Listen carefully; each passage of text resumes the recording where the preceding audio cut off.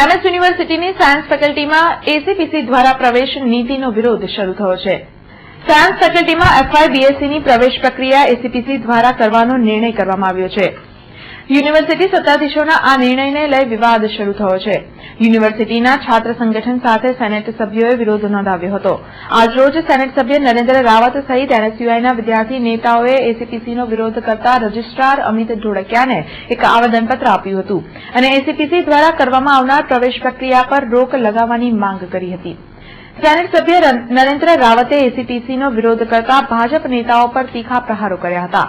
ભાજપે self finance કોલેજોને ફાયદો કરાવવા દુકાનો શરૂ કરી હોવાનો સનસનીખેજ આરોપ નરેન્દ્ર રાવતે લગાવ્યો હતો। કોની ફેવરમાં આવશે? આજે નિર્ણય છે કોની ફેવરમાં? મને ઇસ્યુ તો પડવા દો, પહેલા ઇસ્યુ તો વિચારી લેવા દો।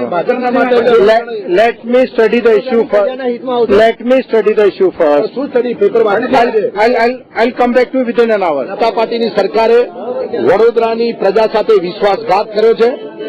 મહારાજા સયાજીરાવ યુનિવર્સિટીની સ્થાપના વડોદરા શહેર અને જિલ્લાના વિદ્યાર્થીઓને સારું શિક્ષણ, ઉચ્ચ શિક્ષણ મળી શકે એ માટે આ સ્વપ્ન સેવેલું। ભારતીય જનતા પાર્ટીના નેતાઓએ આ યુનિવર્સિટીને ગુજરાત સરકારને વેચી દીધી છે।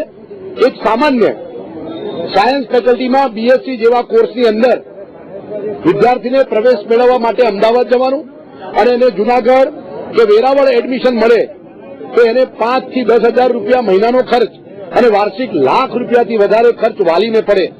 એક સામાન્ય ગરીબ વિદ્યાર્થીને આવા સામાન્ય કોર્સની અંદર ભણવા માટે પણ જો લાખ રૂપિયાનો ખર્ચો ક્યાંથી લાવવાનો? આ વડોદરા વિરોધી નિર્ણય છે। પ્રાઇવેટ દુકાનો ચલાવવા માટે અને ભારતીય જનતા પાર્ટીના નેતાઓ માલામાલ થઈ આવા નિર્ણયો લે છે। વડોદરા શહેરની પ્રજા આને સાંખી લેશે નહીં।